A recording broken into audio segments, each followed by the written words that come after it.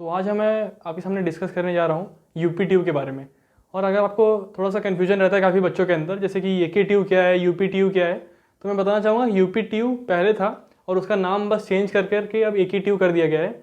UPTU था Uttar Pradesh technical university, अब हो गया है अब्दुल कलाम टेक्निकल यूनिवर्सिटी।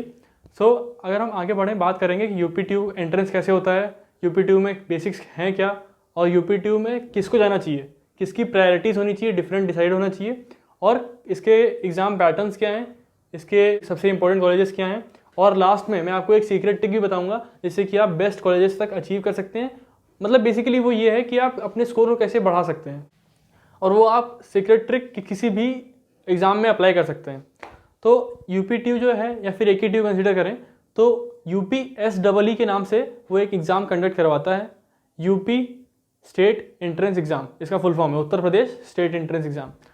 तो इसका टोटल मार्क्स जो होते हैं वो 600 मार्क्स के कंसिडर होते हैं, और जो लगभग एग्ज़ाम कंसिडर होता था वो लगभग अप्रैल एंड में होता था, बट इस बार पोस्टपोन्ड हो गया है। अभी हमारे माननीय योगी जी का एक संदेश आया है कि 30 जून तक सारे पब्लिक गैदरिंग्स पे रोक रहेगा। तो इसको मद्देनजर रखते हुए अभी ऑफिशियल कोई नोटिस नहीं आई है यूपीटीयू की, बट मैं आपको बता सकता हूँ कि 30 जून तक पॉसिबल नहीं हो पाएगा यूपीएससी कंडक्ट करवाना यूपी के लिए, बिकॉज पब्लिक गैदरिंग्स पे रोक है। पब्लिक गैदरिंग्स में तो काफ़ी स्मॉल अमाउंट में लोग होते हैं, बट अगर एग्जाम कंडक्ट होगा तो एटलीस्ट कंसिडर करिए एक एग्जाम सेंटर पे 200 से 300 बच्चे तो होंगे ही होंगे। तो इतना बहुत मुश्किल हो पाएगा 30 जून से पहले। तो मैं आपको आगाह करना चाहता हूँ कि अगर आपके पास अभी भी आप जागे नहीं हो, और अभी भी एक चीज़ और बताना चाहूँगा कि उन बच्चों के लिए जिनके काफ़ी कम मार्क्स हैं जेईई मेंस में, अगर आपको लग रहा है कि आपको एनआईटीज़ नहीं मिल पाएंगी तो आप अभी से ही प्रिपेयर कर सकते हैं। और अभी भी बता दे रहा हूँ कि यूपीटीयू का अभी भी डेट खुला हुआ है फॉर्म फिलिंग का, और फॉर्म फिलिंग के साथ ही साथ आपके 30 जून तक आपका एग्ज़ाम तो पोस्टपोन हो ही गया है, और 3 मई तक आपके पास टाइम है फॉर्म फिलिंग के लिए। और पूरा एग्ज़ाम जो होता है ये फार्मूला बेस्ड होता है, इसमें +4 और 0 की मार्किंग होती है। अगर मतलब कि किसी को कुछ क्वेश्चंस नहीं भी आ रहे हैं तो वो इजीली उसको अटेम्प्ट कर सकता है और उसमें उसको नेगेटिव मार्किंग नहीं होगी। और उसके अलावा जो मैं आपको बताना चाहूँगा कि इसमें काफ़ी अच्छे गवर्नमेंट कॉलेजेस हैं जिसके के लिए आपको बिल्कुल भी परेशान होने की ज़रूरत नहीं है। इसमें काफ़ी लोअर अमाउंट ऑफ फीस होती है यहाँ पे। अगर आप एक फाइनेंशियल पुअर बैकग्राउंड से बिलोंग करते हैं तो आपके लिए काफ़ी अच्छा बेनिफिशियल हो सकता है यूपीटीयू का गवर्नमेंट कॉलेजेस। इसमें जो गवर्नमेंट अच्छे कॉलेजेस हैं जैसे कि आईआईटी लखनऊ, केएनआईटी और भी जो गवर्नमेंट कॉलेजेस हैं वो आपको एक बहुत अच्छी अपॉर्चुनिटी देते हैं फ़ी वेवर की। आपको 4 साल तक काफ़ी एक बहुत ही मिनिमम अमाउंट जो होता है उनका वो आपको देना होता है 4 साल के लिए, बट और बाकी पूरी फीस से आप वेव्ड रहते हैं। उसको बोलते हैं फ़ी वेवर कैटेगरी या फिर TFW, tuition fee waiver category. तो मैं अब बताऊंगा आपको कि जो 600 मार्क्स है, पेपर है, कैसे अटैम्प्ट करना है, क्या उसके मेजर पॉइंट्स होते हैं, और एक एस्पिरेंट को क्या याद रखना चाहिए, और जेईई मेंस की प्रिपरेशन से यूपीटीयू में क्या अलग है। एकदम 0 to हीरो तक आपको बिल्कुल बताऊंगा कि कैसे आपको एक्सेल करना है। So let's begin. 150 क्वेश्चंस होते हैं पूरे एग्जाम में। हर क्वेश्चन +4 का होता है पॉजिटिव के लिए, पॉजिटिव मार्किंग, और 0 फॉर नेगेटिव मार्किंग, मीन्स कोई भी नेगेटिव मार्किंग नहीं है। अब केवल 150 क्वेश्चन हैं, 3 घंटे का टाइम है। इसमें अगर आप कंसीडर करें कितने 150 क्वेश्चन 180 मिनट, मतलब पर क्वेश्चन कुछ 1 मिनट से कुछ ज़्यादा का समय रहता है हम लोगों के पास अटेम्प्ट करने के लिए। बट इसमें आपको बताना चाहूँगा कि ये जेईई मेंस से काफ़ी लो लेवल का एग्ज़ाम होता है, काफ़ी अंडररेटेड एग्ज़ाम है ये। तो इसको हम बताना चाहूँगा कि अगर आपको इसमें अच्छा करना है तो आपको जैसे मान लीजिए कि अगर सब में जैसे मान लीजिए कि 20 टॉपिक्स होते हैं, फिर 20 फिजिक्स में, 20 केमिस्ट्री में, 20 मैथ्स में, तो इसके लिए आपको बहुत डेप्थ में नॉलेज की ज़रूरत नहीं है, केवल ऊपर ऊपर के आपको नॉलेज है हर चैप्टर की। जैसे कि मान लीजिए आपके 60 टॉपिक्स हो गए आपका पीसीएम मिला करके, टॉपिक्स इन पीसीएम। तो अगर आप 60 टॉपिक्स में से 50 टॉपिक्स कर लेते हैं, 50 टॉपिक्स आपको कोई डेप्थ में नहीं करना है। ये मैं आपको बता रहा हूँ ऐसे टॉपिक जैसे कि फॉर एग्जांपल अगर आपका केमिकल इक्विलिब्रियम है, या आपका केमिकल बॉन्डिंग है, या आपका जैसे कि ले जाएं तो मैथ्स में आपका सेट रिलेशन है, स्टैटिस्टिक्स है, हाइट्स एंड डिस्टेंस है। एकदम छोटे छोटे चैप्टर से लेकर के एक बड़े चैप्टर जैसे कि इंटीग्रेशन, AOD, ये भी कंसिडर करते हैं। बट केवल इतना मैं आपको बता रहा हूँ, आपको केवल फॉर्मूला याद करने हैं, केवल ऊपर ऊपर से कॉन्सेप्ट्स देखने हैं और आपका ईजिली आपको एक काफ़ी अच्छी रैंक मिल सकती है यूपी ट्यूब में। तो अगर आप 50 टॉपिक्स ऊपर ऊपर से देख लेते हैं विदाउट डेप्थ स्टडी, तो आप बता रहा हूँ कि आप लगभग अचीव कर सकते हैं 300+ मार्क्स आराम से।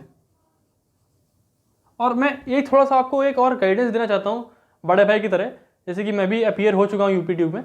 तो एक बहुत सीक्रेट ट्रिक है, जो कि सीक्रेट ट्रिक नहीं कहें तो अच्छा है, क्योंकि एक एक्सपीरियंस है मेरा जो कि मैंने सारे अपने एग्जाम्स में अभी तक फॉलो किया है और मुझे बहुत अच्छा अचीवमेंट देखने को मिला, बहुत मुझे अच्छा लगा उसके बाद, क्योंकि आप हर एग्ज़ाम में ये फॉलो कर सकते हैं। वो ये है जो कि एक बहुत बेसिक सी चीज़ है और लोग उसको स्किप कर देते हैं। मैं जब आपको बताऊंगा तो आप बोलोगे यार ये तो सबको पता रहता है, सब लोग करते हैं, बट एक्चुअली बात ये है कि अगर मन लगा करके वो काम को कोई पूरा प्रैक्टिकली ऑब्टेन नहीं कर पाता है। वो क्या है,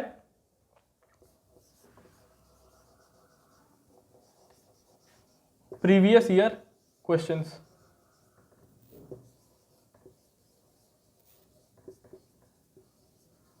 एंड पेपर्स, जी हाँ, previous year question and papers की बात कर रहा हूँ। अगर previous year question and papers आप देखते हैं और एक सेट टाइम में उन्हें कंप्लीट करने की कोशिश करते हैं तो आपका एक एग्जाम प्रिपरेशन घर पे ही हो जाता है। तो मैं आपको रिकमेंड करूँगा कि आप नेट पे सर्च कर करके उनके प्रीवियस ईयर पेपर्स को डाउनलोड कीजिए और उनको सॉल्व कीजिए, ताकि आपका एक माइंडसेट क्लियर हो सके कि आपको वहाँ पे कैसे 3 घंटे में 150 क्वेश्चंस को अटेम्प्ट करना है। और मैं आपसे ये बोल रहा हूँ कि जैसे कि जेईई मेंस में आपका सबका स्ट्रैटेजी रहता है कि जितने आ रहे हैं उतने करने हैं, बट मैं आपको यहाँ बताऊँगा कि आप अपना 2.5 घंटे का स्लॉट रखिए।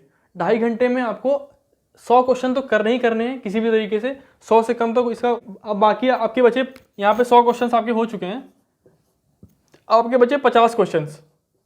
50 क्वेश्चन में आपको क्या करना है, क्योंकि मैं आपको जनरल बता रहा हूँ जिनका थोड़ा सा एकेडमिक लेवल लो है और वो जेईई मेंस में ज़्यादा अच्छा परफॉर्म नहीं कर पाए उनके लिए स्पेसिफिकली, तो मैं मान के चल रहा हूँ कि वो 50 क्वेश्चन का आंसर उनको नहीं आता है। अब उसमें उन्होंने क्या करना है, जो सीक्रेट ट्रिक था वो तो मैंने आपको बता दिया कि जो आपको प्रीवियस ईयर सॉल्व करना है। उसके साथ साथ एक और आपको बताना चाहूँगा, इसमें आपको क्या करना है, इसमें पूरे में 150 में अभी आप अप्लाई कर सकते हैं ऑप्शन सॉल्विंग, ऑप्शन पुटिंग। जैसे आपका कोई प्रूफ का क्वेश्चन रहता है, कोई इंटीग्रेशन का क्वेश्चन रहता है कि इसको प्रूफ करके ये क्या आएगा, फिर उसमें जैसे कोई मैथमेटिकल इक्वेशन है, अगर इसको प्रूफ करेंगे इसमें रखेंगे तो क्या आ जाएगा। इसमें ऑप्शन सॉल्विंग, ऑप्शन पुटिंग बहुत इंपॉर्टेंट रोल प्ले करता है। तो मैं आपसे रिक्वेस्ट करूंगा कि ऑप्शन सॉल्विंग का पहले से आप प्रैक्टिस कर लीजिए। जैसे कि जो भी एमसीक्यू होते हैं, सारे जो 150 क्वेश्चन हैं वो एमसीक्यू होंगे, 4 ऑप्शन होंगे। तो जब आप इन 50 क्वेश्चन को कर रहे हैं तो आप रैंडमली मत मारिए, एक सेट पैटर्न देखिए कि ए बी सी डी में से जो आपका ट्रिक बैठ रही है, क्योंकि जो सबका ए बी सी डी का वेटेज होता है वो ऑलमोस्ट सिमिलर होता है। तो आप उसी हिसाब से कंसिडर कीजिए और उसी हिसाब से अगर आपको अटेम्प्ट करना ही करना है, क्योंकि इस बार तो करना ही, क्योंकि इसमें 0 में नेगेटिव मार्किंग है, आपके सही हो सकते हैं आंसर्स, तो ये ट्रिक को जरूर आप ऑब्टेन कीजिए। ऑप्शन पुटिंग, जिससे कि अगर आपकी A B C D 4 option हैं और मान लीजिए इक्वेशन है जो भी है, और मान लीजिए यहाँ पे डैश दिया हुआ है, यहाँ पे कुछ मान लीजिए आपका एक मैथमेटिकल इक्वेशन यहाँ लिखा है, एक यहाँ लिखा है, तो सारे ऑप्शंस को आप रख के चेक कर लीजिए, एक ना एक होगा ही होगा, आपको समझ में आ जाएगा। और मोस्ट ऑफ द इक्वेशंस में यहाँ पे नन ऑफ दिस रहता है। आपने यहाँ पे तीनों को चेक कर लिया, ये तीनों आपके इक्वेशन से मैच नहीं हो रहे हैं, तो आप नन ऑफ दिस पे टिक कर सकते हैं सीधे सीधे। उसके अलावा अगर मैं केमिस्ट्री पे आऊँ, केमिस्ट्री में इसमें काफ़ी ज़्यादा वेटेज होता है ऑर्गेनिक का। इसको मैं थोड़ा इरेज कर लेता हूँ। मैं आपको बताऊंगा, जैसे कि देख लीजिए, चाहे एक और तुक्का जो हम लोग अपने लैंग्वेज में बोलते हैं, जब आपके पास 50 क्वेश्चन बची गए हैं और आपके पास टाइम भी है और आपको एक तुक्का एक मारना है, बट तुक्के मारने की भी एक स्ट्रैटेजी होती है कि आपको तुक्का कैसे मारना है। तो तुक्का मारने की स्ट्रैटेजी ये है कि जैसे मान लीजिए कि आपने जितने भी अपने क्वेश्चन थे, 100 क्वेश्चन आपने कर लिए, उसमें से आपने सारे ABCD को देख लिया। अब मान लीजिए कि आपने देखा कि बी पार्ट जो आ रहा है उसको वो केवल 10 बार आ रहा है या 12 बार आ रहा है और बाकी सारे ज़्यादा बार आ रहे हैं, मतलब A, B, A, C और D लगभग 25 से 25 बार आ रहे हैं और बाकी ये 12 बार आ रहा है। तो आपको ये तुक्का मारना है कि बाकी जितने आपके क्वेश्चन बच रहे हैं आप सारे में B मार दो। इससे ये प्रोबेबिलिटी रहता है, जनरली मैंने एक्सपीरियंस किया अपने पेपर्स में, वो ये रहता है कि 30% के आसपास आपका सही हो जाएगा, 30 to 40%। बट अगर आप रैंडम मारेंगे, किसी में A, किसी में B, किसी में C, किसी में D, तो आपका 1 से 2 क्वेश्चन सही हो सकते हैं 50 क्वेश्चन में से। तो ये आपका एक मैं आपको सुझाव दूंगा। मगर आपके पास कोई और ऐसी ट्रिक्स हों जैसे जो आपने जिससे आप तुक्का मारते हो तो आप मुझे कमेंट बॉक्स में प्लीज़ बताएं। और उसके अलावा ये एक काफ़ी अच्छा स्कोर अचीव करवा सकता है। उसके अलावा मैं आपको बताऊंगा कि जो हमारा रहता है कॉलेजेस जो हैं, जो रेपुटेशन पहले थी यूपीटीयू की, वो थोड़ा सा डिग्रेड हो गई है, जस्ट बिकॉज कि पहले हमारे पास बहुत अच्छे अच्छे कॉलेजेस थे, जैसे कि फॉर एग्जांपल ट्रिपल एम, जैसे जिसको बोलते हैं मदन मोहन मालवीय गोरखपुर, एचबीटीयू कानपुर। तो ये सब बहुत एक अच्छे माइलस्टोन्स थे यूपीटीयू की तरकश में। बट जब से ये कॉलेजेस हट गए हैं because of their performance, because of their milestone performance in their sectors, इन सबको एक इंडिविजुअल यूनिवर्सिटीज़ बना दिया गया है और अब ये डिफरेंट अपना खुद का एंट्रेंस कंडक्ट करते हैं। तो अगर मैं ट्रिपल एम की बात करूँ, गोरखपुर में जो सिचुएटेड है मदन मोहन मालवीय, तो उसका खुद का अपना एंट्रेंस एग्ज़ाम भी होता है और उसके अलावा वो जेई मेन से भी कुछ परसेंट में एडमिशन लेता है, जेई मेंस के मार्क्स पे। अब अगर मैं टिपिकली एचबीटीयू कानपुर की बात करूं तो एचबीटीयू कानपुर टोटली सारे सीट्स को अपने जेई मेंस के मार्क्स से फिल करता है।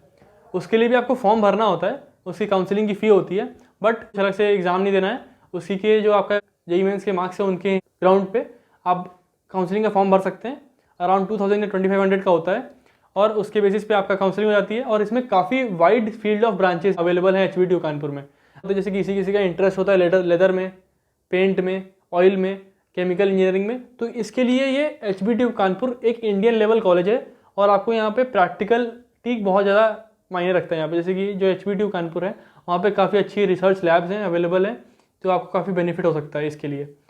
और अगर मैं आपको आगे बात करूँ तो मैं यूपीटीयू में एडमिशन लेने के लिए उन्हीं को कंसिडर करूँगा जिनका थोड़ा सा फाइनेंशियल लेवल थोड़ा सा बिलो है, जैसे कि जो फाइनेंशियली पुअर होते हैं, क्योंकि वो ज़्यादा प्राइवेट कॉलेजेस को अफोर्ड नहीं कर सकते हैं। उसके अलावा जेई मेंस में जिनकी 75 परसेंटाइल या फिर 80 परसेंटाइल से बिलो है, मैं केवल उन्हीं को रिकमेंड करूँगा, सजेस्ट करूँगा कि वो यूपीटीयू के लिए तरफ जाएँ, क्योंकि यूपीटीयू में एनआईटीज़ के कंपैरेटिवली लो प्लेसमेंट्स ऑफर्स होते हैं, ये आप सबको पता है।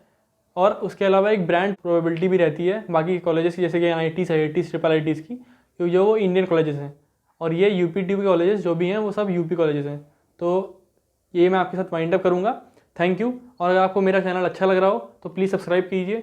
और अगर आपको काउंसलिंग रिलेटेड या फिर guidance, motivation related along with subject related कोई भी डाउट्स हो तो मुझे कमेंट बॉक्स में कमेंट कर सकते हैं। Thank you.